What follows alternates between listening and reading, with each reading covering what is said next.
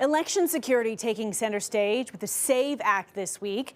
There are concerns the bill would limit who votes and how.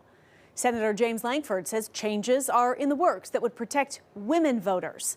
But there is another issue he is worried about. News 4's Austin Brissett explains. We want all Americans to vote. News 4 interviewing Senator James Lankford Wednesday morning, asking him about the SAVE Act, a federal push for more restrictions on voting and voter registration, including proving you're a U.S. citizen and doing away with some mail-in ballots.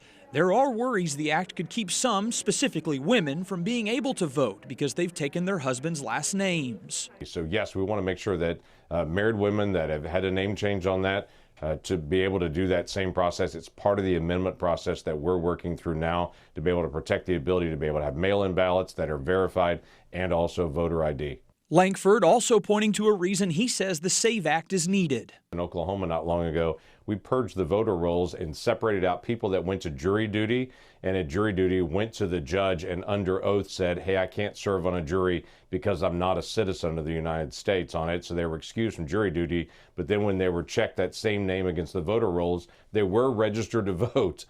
So in Oklahoma, we've gone through and purged that. If someone gives under oath they're not a citizen, but they're also registered to vote, we take their name away. This is happening. It's not something it's fake. It should be noted that this Oklahoma statute requires this voter list maintenance, among other procedures. Dating back to when the law went into effect in October of 2023, state records show 40 names were removed after jury duty dismissal. Mind you, that's out of over 2 million registered voters statewide. By the way, our elections in Oklahoma are very secure. Secretary of the State Election Board, Paul Zierick, sent us a statement saying lying under oath to register to vote is a serious crime.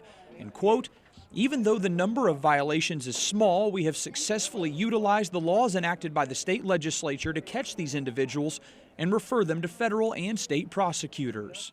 Nationally, the Department of Justice has requested access to election records across the country, suing those who don't hand it over. According to the publication Democracy Docket, of the states that have, the DOJ has found, quote, dozens of instances of non-citizen voting. That's out of nearly 700 million votes cast in the last 5 national elections. Austin Brissett, Oklahoma's News 4. And Austin reminds us that jurors can be selected by voter lists. They can also be selected by driver license lists and state ID lists as well.